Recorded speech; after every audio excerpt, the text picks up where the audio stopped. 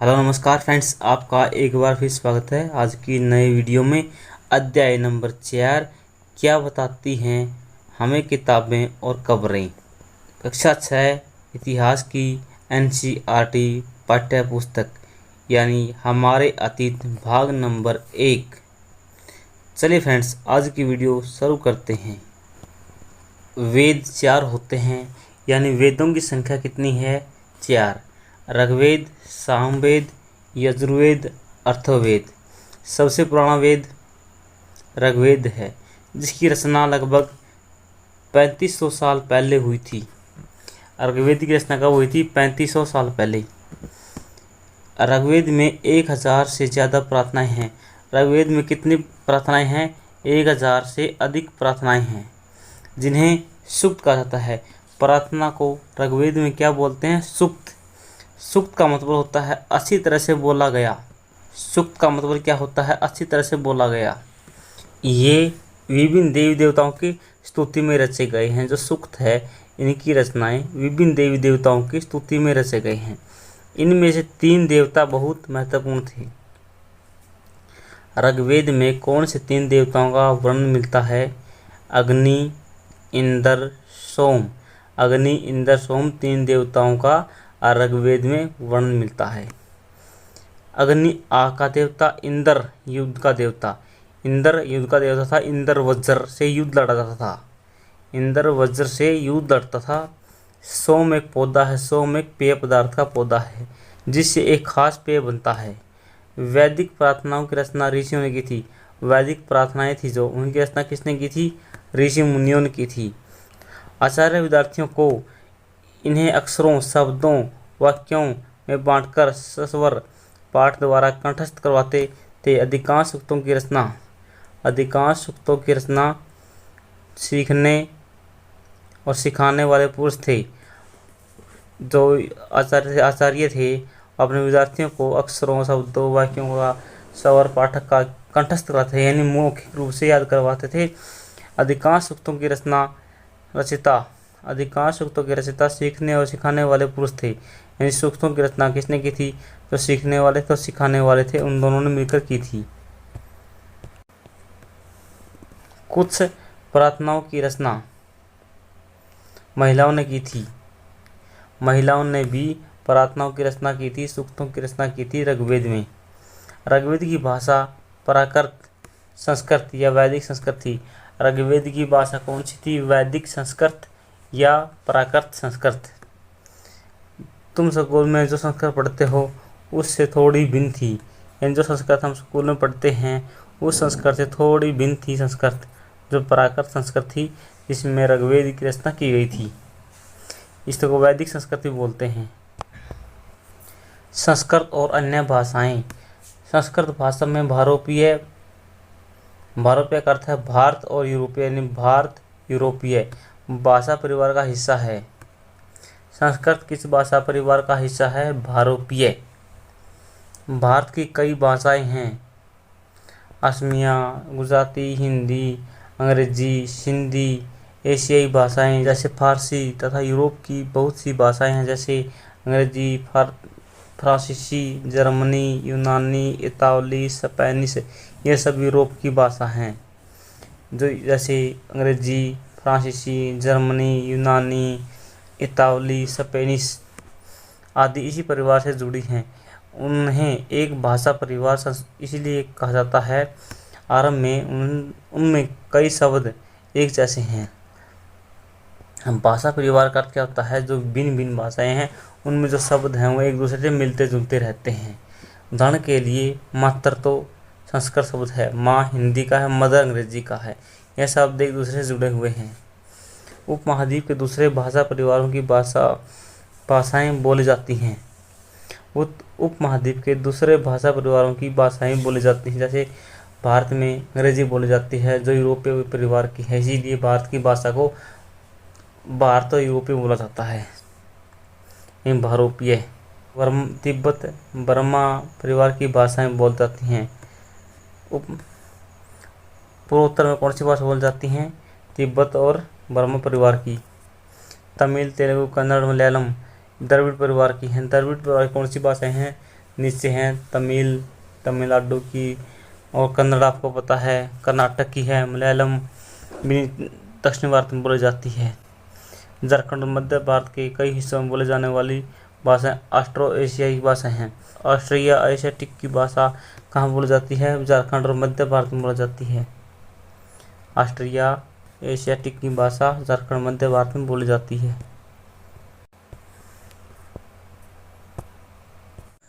हम जिन किताबों में पढ़ते हैं वे लिखी छापी गई हैं।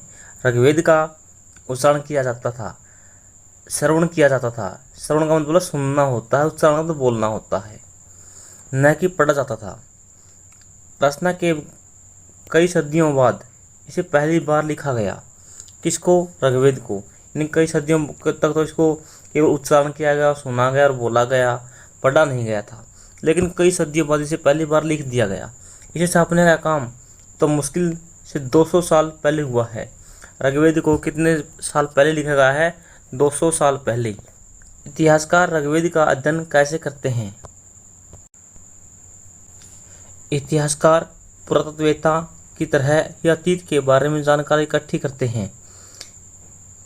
जो इतिहासकार होते हैं वो पुरातत्ववेत्ताओं की तरह ही अतीत के बारे में यानी पिछले इतिहास के बारे में जानकारी इकट्ठा करते हैं।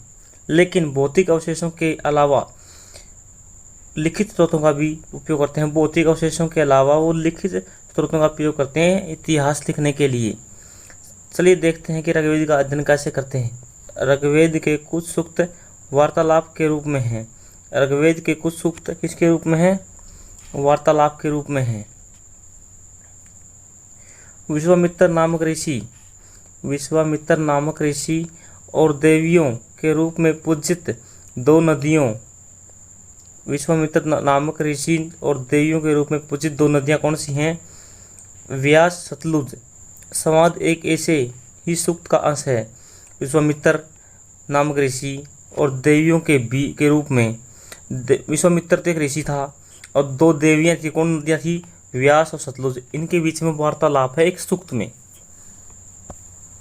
ऋग्वेद की पांडुलिपि का एक पन्ना। यह ऋग्वेद की पांडुलिपि का एक पन्ना है। बुरुज नामक वृक्ष की छाल पर लिखा गया है। ये बुरुज नामक वृक्ष की छाल है, इस पर लिखा गया है इसको। यह पांडुलिपि कश्मीर में पाई गई है। यह पांडुलिपि कहाँ पर पाई गई है? कश्मीर पाई गई है। किस पेड़ की छाल पर लिखी गई है? बुरुज। लगभग 150 वर्ष पहले ऋग्वेद का सबसे पहली बार छपने के लिए इसका उपयोग किया गया था। इसी पांडुलिपि को देखकर अंग्रेजी अनुवाद तैयार हुआ था।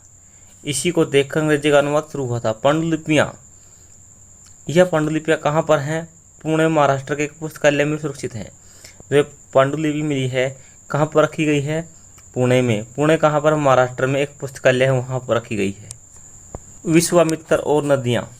विश्वामित्र, हे नदियों, अपने बछड़ों को चाटती हुई चमकती हुई गायों की तरह दो फुर्तीले घोड़ों की चाल से पहाड़ों से नीचे आओ। इंद्र द्वारा दी हुई शक्ति से सफुर्त तुम रथ की गति से सागर की ओर बह रही हो। तुम जल से परिपूर्ण हो और एक दूसरे से मिल जाना चाहती हो। नदियाँ, जल में परिपूर्ण हम देवताओं के बनाए रास्ते पर चलती हैं। एक बार निकलने पर हमें रोका नहीं जा सकता। हे ऋषि, तुम हमसे प्रार्थना क्यों कर रहे हो? विश्वामित्र, हे बहनों, मुझ गायक की प्रार्थना सुनो। मैं रथों और गाड़ियों सहित बहुत दूर से आया हूँ। कृपया करके अपने जल को हमारे रथों और गाड़ियों की धुरियों के ऊपर न उठाओ ताकि हम आसानी से उस पार जा सकें। नदियाँ, हम तुम्हारी प्रार्थना सुनेंगे जिससे तुम सब सुरक्षित पार चले जाओगे। ये यहाँ पर वार्तालाप दिखाया गया विश्वामित्र और दो नदियों के बीच। दो नदियाँ कौन सी हैं? एक व्यास, दूसरी सतलुज। ऋग्वेद की प्रार्थना में अन्य दूसरी नदियाँ कौन सी हैं? सरस्वती का वर्णन मिलता है, सिंधु का मिलता है, उसकी सहायक नदियों का भी मिलता है और गंगा यमुना का उल्लेख सिर्फ एक बार मिलता है। ऋग्वेद में नदियों का उल्लेख मिलता है व्यास, सतलुज, सरस्वती, सिंधु और उसकी सहायक नदियाँ। और सबसे कम बार केवल एक बार किसका वर्णन मिलता है? गंगा का और यमुना का ऋग्वेद में केवल एक बार वर्णन मिलता है। मवेशी, घोड़े और रथ। ऋग्वेद में मवेशियों, बच्चों, खासकर पुत्रों, यानी बच्चे भी कौन थे? पुत्र, घोड़ों की प्राप्ति के लिए प्रार्थनाएं हैं। घोड़ों की लड़ाई में रथ खींचने के काम में लाया जाता था। घोड़ों को लड़ाई में रथ खींचने के काम लाया जाता था। महाभारत में आपने देखा है कि घोड़े बहुत खींचे गए थे और उनमें योद्धा थे। इन लड़ाइयों में मवेशी जीत कर लाए जाते थे। मवेशी यहाँ पर गाय से संबंध है ज़्यादातर। लड़ाइयाँ वैसे ज़मीन के लिए भी लड़ी जाती थी जहाँ अच्छे चरागाह हों या जहाँ पर जो जैसी जल्दी तैयार होने वाली फसल उपजाई जाती हो, यानी ऋग्वेद में जो नामक फसल का भी वर्णन मिलता है। कुछ लड़ाइयाँ पानी के स्रोतों के लिए लोगों को बंदी बनाने के लिए लड़ी जाती थी। यानी पहले लड़ाइयाँ किसके लड़ी जाती थी? मवेशियों के लिए, जो जैसी फसल के लिए, पानी के लिए, लोगों को बंदी बनाने के लिए, चरागाह के लिए, जमीन के लिए लड़ी जाती थी। और ऋग्वेद में वर्णन है कि घोड़ों का उपयोग किसके लिए किया जाता था? लड़ाई में रथ खींचने के लिए। ऋग्वेद में ये वर्णन मिलता है कि मवेशियों और बच्चों को, यानी घोड़ों की प्राप्ति के लिए प्रार्थना की जाती थी भगवान से। युद्ध में जीते गए धन का कुछ भाग सरदार रख लेते थे।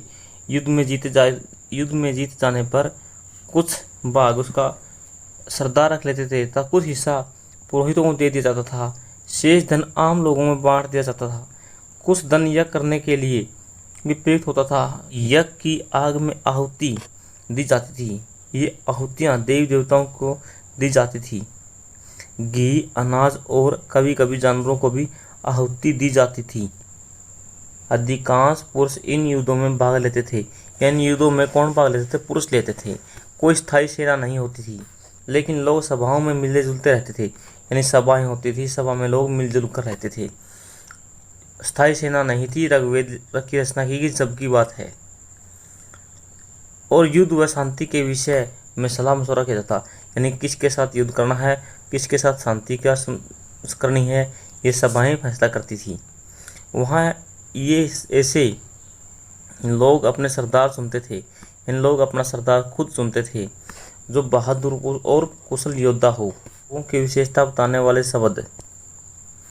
लोगों का वर्गीकरण काम, भाषा, परिवार, समुदाय, निवास स्थान या संस्कृति के परंपरा के आधार पर किया जाता था। ऋग्वेद में लोगों की विशेषता बताने वाले कुछ शब्दों का देखो। ऐसे दो समूह हैं जिनका वर्गीकरण काम के आधार पर किया गया है। पुरोहित, जिन्हें कभी कभी ब्राह्मण कहा जाता था। ऋग्वेद में पुरोहित को क्या कहा गया? ब्राह्मण कहा गया है। तरह तरह के यज्ञ और अनुष्ठान करते थे। कौन? ब्राह्मण। दूसरे लोग थे राजा। एक लोग थे ब्राह्मण जो यज्ञ करते थे और अनुष्ठान करते थे। दूसरे कौन है? राजा। ये राजा वैसे नहीं थे जिनके बारे में तुम बाद में पढ़ोगे। ये न तो बड़ी राजधानियों और महलों में रहते थे, न इनके पास सेना थी, न ये कर वसूलते थे। पराये राजा की मृत्यु के बाद उसका बेटा आप ही शासक नहीं बनता था। यानी ऋग्वेद में वर्णन है कि जो राजा होता था वो स्थायी नहीं था, उसका बेटा ही राजा नहीं बन सकता था। जो योग्य कुशल योद्धा होता था उसे ही सरदार बनाया जाता था, राजा बनाया जाता था। लेकिन न तो बड़े महल होते थे उसके, न उसकी राजधानियाँ होती थी और न ही वो किसी प्रकार का कर वसूलता था। जनता या पूरे समुदाय के लोग, दो शब्दों का इस्तेमाल होता था। जनता या पूरे समुदाय के लिए दो शब्दों का प्रयोग होता था। एक था जन, जिसका प्रयोग हिंदी व अन्य भाषाओं में आज भी होता है। एक शब्द था जन, जिसका प्रयोग आज भी हिंदी व अन्य भाषाओं में होता है। जन का जन, ये जनता या पूरे समुदाय के लिए होता था। दूसरा था विष, जिसे वैश्य शब्द निकला। विष से क्या निकला? वैश्य शब्द निकला। ऋग्वेद में विष और जनों के नाम मिलते हैं। ऋग्वेद में किसके नाम मिलते हैं? विष के, इसके वैश्य निकला बाद में शब्द, और जनों के नाम मिलते हैं। इसीलिए हमें पुरु, जन या विष पुरुजन या विष भरतजन या विष यदुजन या विष यदुवश भरतविष या पुरुवश जैसे कई उल्लेख मिलते हैं। जिन लोगों ने इन प्रार्थनाओं की रचना की वे कभी कभी खुद को आर्य कहते थे। जिन लोगों ने सुक्ति हैं, प्रार्थनाएं हैं, इनकी रचना की हैं, वो खुद को क्या कहते थे? आर्य। अपने विरोधियों को दास या दस्यु कहते थे। जो आर्य थे, ये जो अपने विरोधी थे, दुश्मन थे, उनको क्या कहते थे? दास या दस्यु। दस्यु वे लोग थे जो यज्ञ नहीं करते थे, यानी दस्यु लोग यज्ञ नहीं करते थे। शायद दूसरी भाषाएं बोलते थे और भाषाएं भी दूसरी बोलते थे, लेकिन आर्य संस्कृत भाषा बोलते थे। बाद के समय में दास स्त्रीलिंग दासी, दास का स्त्रीलिंग क्या होता है? दासी। शब्द का मतलब गुलाम हो गया। बाद में दास शब्द का प्रयोग गुलाम के लिए किया जाने लगा और दासी इसका स्त्री शब्द हो गया। दास वे स्त्री और पुरुष होते थे जिन्हें युद्ध में बंदी बनाया जाता था। दास कौन होते थे? जो युद्ध में बंदी बनाए जाते, चाहे महिला हो चाहे पुरुष हो। उन्हें उनके मालिक की जायदाद माना जाता था। उन्हें उनकी मालिक था, जो सरदार होता था, उनकी जायदाद माना जाता था। जो भी काम मालिक का चाहते थे उन्हें वह सब करना पड़ता था। किनको? दास को। जो दास थे, दास के मालिक थे, जो कुछ काम कहते तो सारा कुछ करना पड़ता था। जिस युग में उपमहाद्वीप के उत्तर पश्चिम में ऋग्वेदी रचना हो रही थी, उसी समय दूसरी जगहों पर अलग अलग तरह का विकास हो रहा था। खामोश प्रहरी कहानी महापाषाणों की। ये शिलाखंड महापाषाण, महान बड़ा पाषाण अर्थ पत्थर, यानी बड़े पत्थरों के बारे में यहाँ लिखा गया है। नाम से जानते हैं, ये पत्थर दफन करने की जगह पर लोगों द्वारा बड़े करीने में लगाए जा गए थे। महापाषाण कब्रें बनाने की प्रथा 3000 साल पहले शुरू हुई थी। महापाषाण बनाने कब्रें कब शुरू हुई थी? लगभग 3000 साल पहले शुरू हो गई थी। यह प्रथा दक्कन, दक्षिण भारत, दक्कन के क्षेत्र में, दक्षिण भारत में, उत्तरी पूर्वी भारत, कश्मीर में प्रचलित थी। कौन सी? महापाषाण कब्रें बनाने की प्रथा जो 3000 साल पहले शुरू हुई थी। कहाँ थी? विशेषकर कश्मीर में थी, दक्कन में थी, दक्षिण भारत में थी, उत्तर पूर्व भारत में थी। कुछ महत्वपूर्ण महापाषाण प्रस्तल चित्र 2 में बताए गए हैं। कुछ महापाषाण जमीन के ऊपर ही दिख जाते हैं। कुछ महापाषाण पत्थर तो जमीन के ऊपर निकले हुए हैं। कुछ महापाषाण जमीन के भीतर भी होते हैं। कई बार पुरातत्वविदों को गोलाकार सजाए हुए पत्थर मिलते हैं। कई बार अकेला खड़ा हुआ पत्थर मिलता है। ये ही एकमात्र प्रमाण है जो जमीन के नीचे कब्र देखने को मिलती हैं, यानी गोलाकार सजाए हुए पत्थर मिलते हैं। कई बार अकेला पत्थर मिलता है, कई बार समूह पत्थर मिलते हैं। महापाषाणों के निर्माण के लिए लोगों को कई तरह के काम करने पड़ते थे। हमने जो कार्यों की सूची बनाई है उनमें क्रमबद्ध गड्ढे खोदना, शिलाखंड लगाना, डोकर लाना, बड़े पत्थर के तराशना, मरे हुए को दफनाना। इन सब कब्रों में कुछ समानताएं हैं। सामान्यतः मृतकों को खास किस्म के मिट्टी के बर्तनों के साथ दफनाया जाता था, जिन्हें काले लाल मिट्टी के बर्तनों, ब्लैक एंड रेड वेयर के नाम से जाना जाता था। यहाँ पर ये कब्र दिखाई गई है और कब्र के पास छोटे पत्थर फिर बड़े पत्थर दर्शाए गए हैं। और कभी कभी इन कब्रों के साथ मटके या मिट्टी के बर्तन दफनाए जाते थे, जो काले या लाल मिट्टी से बने होते थे। इनके साथ ही मिले लोहे के औजार, हथियार, घोड़े के कंकाल, सामान तथा पत्थर के सोने के गहने मिले हैं। यानी जो कब्र हैं, कब्रों जो पुरुषों को, महिलाओं को दफनाया जाता था, उनके साथ लोहे के औजार, हथियार, घोड़े को दफनाने के अवशेष भी मिले हैं, सामान के अवशेष भी मिले हैं, पत्थर के अवशेष भी मिले हैं, सोने के अवशेष भी मिले हैं। यानी सोने के गहने भी साथ में दबा दिए जाते थे कब्रों में, पुरुषों के साथ, महिलाओं के साथ, जो वे पहनते थे उन सबको। ऊपर इस महापाषाण ताबूत समाधान शिष्ट, समाधान को शिष्ट बोलते हैं, कहा जाता है। यहाँ दिखाई गई शिष्ट में एक पोर्ट होल है। यहाँ पर एक पोर्ट होल दिखाया गया है, जो बड़ा सुराख बनाया गया है, जो शायद पत्थरों से बने हुए कमरे में जाने का रास्ता था। देख लीजिए यहाँ पर ये होल बनाया गया है, ये होल यहाँ पर जाने के लिए था। महापाषाण के जो कब्रें हैं उनसे लोहे के सामान मिले हैं, यहाँ पर दिखाए गए हैं। बाईं और घोड़े के समान अवशेष मिले हैं, यहाँ पर घोड़े के अवशेष मिले हैं और साथ में कटार मिली है, नीचे दिखाई गई है, कुल्हाड़ी मिली है। देख लीजिए ये सब साथ में मिले हुए औजार हैं कब्रों में। लोगों को सामाजिक असमानताओं के बारे में पता करना। पुरातत्व ये मानते हैं कि कंकाल के साथ पाई जाने वाली चीज़ें मरे हुए व्यक्ति की ही रही होंगी, यानी जो व्यक्ति मर जाता है उसके साथ ये सभी वस्तुएं रही होंगी जो उसके साथ ही दफना दी जाती है। कभी कभी कब्र की तुलना में दूसरी कब्र में ज़्यादा चीज़ें मिलती हैं। कभी कभी कब्र की तुलना में दूसरी कब्र में ज़्यादा चीज़ें मिलती हैं। यहाँ एक व्यक्ति की कब्र में 33 सोने के मनके मिले हैं, यानी एक कब्र में कितने सोने के मनके मिले हैं? 33। दूसरे कंकालों के पास सिर्फ कुछ मिट्टी के बर्तन मिले हैं, यानी एक व्यक्ति की कब्र के साथ तो 33 सोने के मनके मिल गए और दूसरी कब्रों के साथ केवल मिट्टी के बर्तन मिले हैं। ये दफनाए गए लोगों की सामाजिक स्थिति भिन्नता को दर्शाता है। कुछ लोग अमीर थे तो कुछ गरीब थे, कुछ लोग सरदार थे तो दूसरे अनुयायी थे। क्या कुछ कब्रगाहें खास परिवारों के लिए थी? कभी कभी महापाषाण में एक से अधिक कंकाल मिले हैं। यह भी दर्शाते हैं कि शायद एक ही परिवार के लोगों को एक ही स्थान पर अलग अलग समय दफनाया गया होगा, यानी एक से अधिक कंकाल मिले हैं महापाषाण काल में। बाद में मरने वाले लोगों को पोर्ट होल के रास्ते कब्र में लाकर दफनाया जाता था। ये पोर्ट होल के रास्ते एक ही कब्र में दफनाया जाता था बाद में आने वाले व्यक्तियों को। ऐसे स्थान पर गोलाकार लगा एक पत्थर या चट्टान चिन्हों का उपयोग किया जाता था। ये आवश्यकता अनुसार शवों को दफनाने का दोबारा आ जा सकते थे।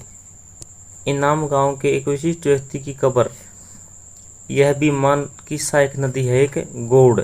बीमा की सहायक नदी का नाम क्या है? गौड़। और इसके किनारे है इनाम गांव। इस जगह पर 3600 से लेकर 2700 साल पहले लोग रहते थे। इनाम गांव में 3600 से लेकर 2700 साल पहले लोग रहते थे। ये गांव कहाँ पर है? भीमा नदी की एक सहायक नदी है गौड़। यहाँ वैश्य लोगों को प्राय गड्ढे में सीधा लिटाकर दफनाया जाता था।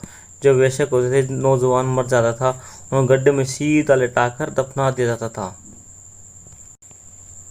उनका सिर उत्तर की ओर, यानी ये दिशाएं हैं, ये तो उत्तर की ओर क्या होता था? सिर होता था।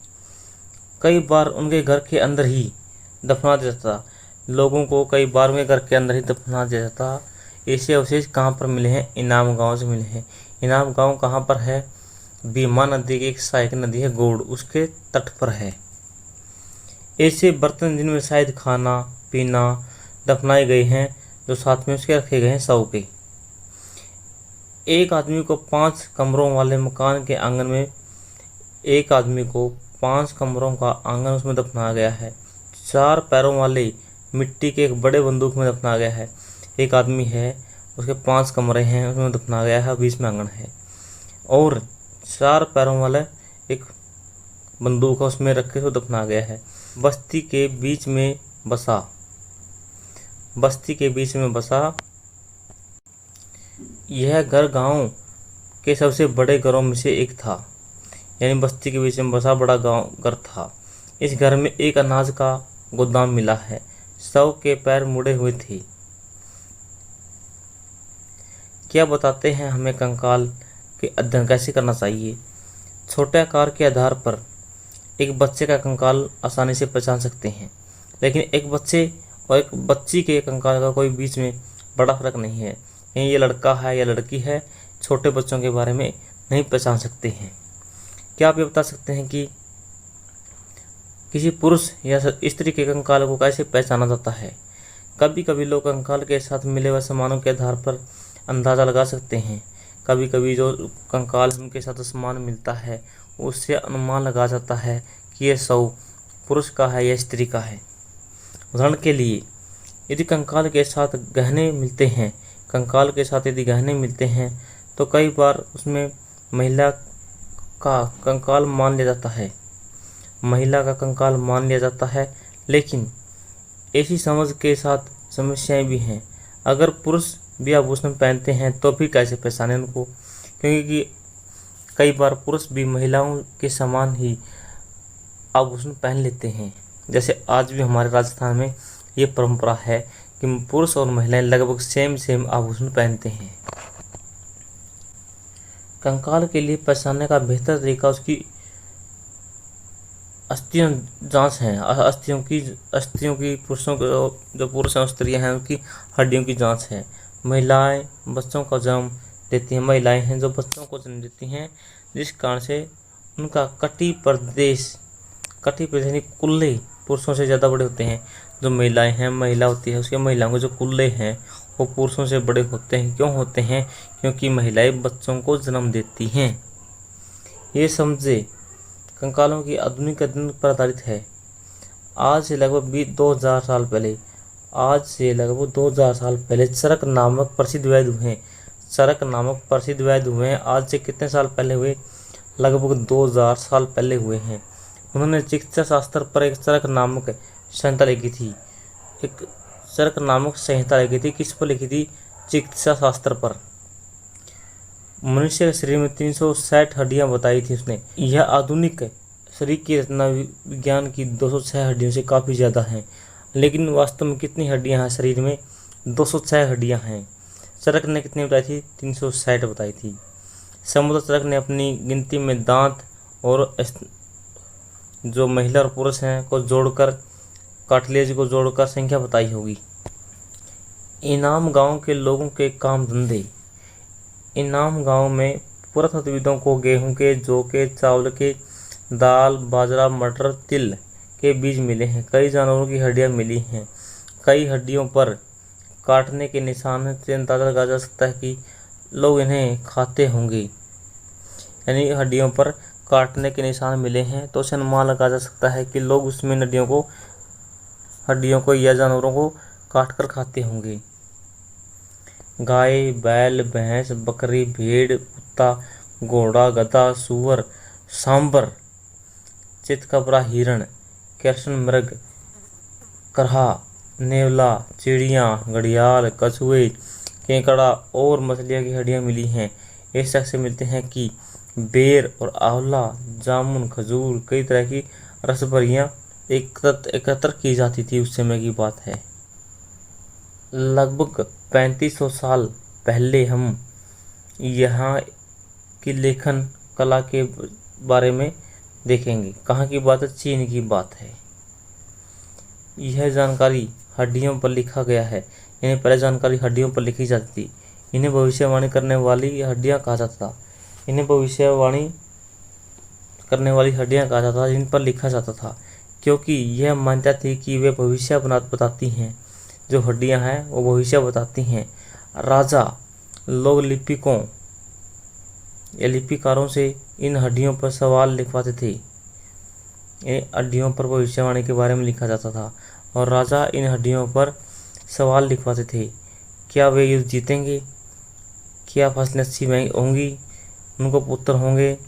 फिर इन हड्डियों को आग में डाल दिया जाता था, जहां इनमें गर्मी से चटक कर दरारें बड़ी हो जाती थी। भविष्यवक्ता इन दरारों को बड़े ध्यान से देखकर भविष्यवाणी करने की कोशिश करते थे। जैसा शायद तुम भी सोच रहे होगे कि भविष्यवक्ता कभी कभी गलती भी कर देते थे। ये राजा शहरों में महल बनाकर रहते थे। उन्हें बेशुमार दौलत इकट्ठी कर ली थी, जिसमें बड़े बड़े नक्शाए किए हुए थे। कांसे के बर्तन शामिल थे, लेकिन वे लोहे के इस्तेमाल का काम नहीं करते थे। ये सब बातें कहाँ की हैं? चीन की हैं। यहाँ पर ये उपयोगी शब्द दिखाए। वेद क्या होता है? प्रार्थना क्या होती है? भाषा क्या है? रथ क्या है? यह क्या है? राजा, महाप्रसाद, कब्र, कंकाल, सब के बारे में ऊपर हम पढ़ चुके हैं। चलिए इस लेसन के हम अभ्यास के प्रश्न करते हैं। उससे पहले आप वीडियो को लाइक करें और चैनल को सब्सक्राइब करें और कमेंट में अपनी राय जरूर दें। आपको वीडियो कैसी लगी? देह सूक्त क्या होता है? अच्छी तरह से बोला गया। रथ क्या होता है? युद्ध में प्रयोग किया जाता था रथ का। यज्ञ एक अनुष्ठान है जो ब्राह्मणों द्वारा किया जाता था। दास एक गुलाम होता है। महापाषाण सजाए गए पत्थर। यहाँ पर ये कुछ महत्वपूर्ण तिथियां दिखाई, इनको भी अच्छे से देख लें। वेदों की रचना लगभग 3500 साल पहले हुई थी।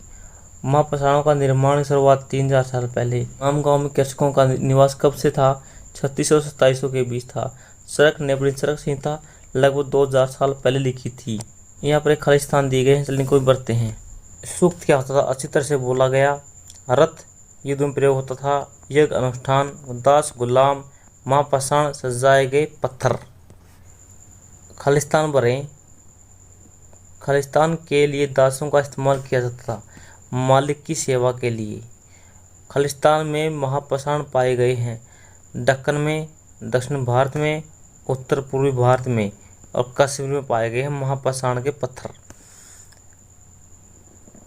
जमीन पर गोले में लगाए गए पत्थर या चट्टान का काम होता था चिन्ह। पोर्टल हॉल का इस्तेमाल किया जाता था पत्थर से बने हुए कमरे में जाने के लिए, और जो बाद में व्यक्ति मरते थे उनको भी इसी में दफनाया जाता था। यहाँ पर इसका प्रयोग किया जाता था। इनाम गांव के लोग खाते थे अनाज, फल, मांस। अनाज भी खाते थे और फल भी खाते थे और मांस भी खाते थे। तो विविध कब्रों में दफनाए गए लोगों के बीच सामाजिक अंतर का पता लगाएं। पुरातत्वविद दफनाए गए लोगों की कब्रों से प्राप्त वस्तुओं के आधार पर सामाजिक अंतर पता लगाएं। जैसे ब्रह्मगिरी में एक व्यक्ति की कब्र में ब्रह्मगिरी से एक व्यक्ति की कब्र प्राप्त हुई है, उसमें 33 मनके थे, शंख पाए गए हैं। जबकि दूसरी कब्रों में कंकाल के केवल मिट्टी के बर्तन मिले हैं। ब्रह्मगिरी से एक व्यक्ति की कब्र मिली है, उसमें 33 सोने के मनके मिले हैं। एक राजा का जीवन दास या दासी के जीवन से कैसे भिन्न था? एक दास या दासी का कष्टपूर्ण जीवन राजा के ऐशोआराम जीवन से भिन्न था। दास दासियां वे स्त्री और पुरुष होते थे जिन राजा द्वारा युद्ध में बंदी बनाया जाता था। उन्हें राजा की जायदाद माना जाता था। उन्हें राजा की सभी आज्ञाओं का पालन करना होता था। ये लेसन यहीं पर समाप्त होता है। आप सभी को जय हिंद, भारत माता की जय।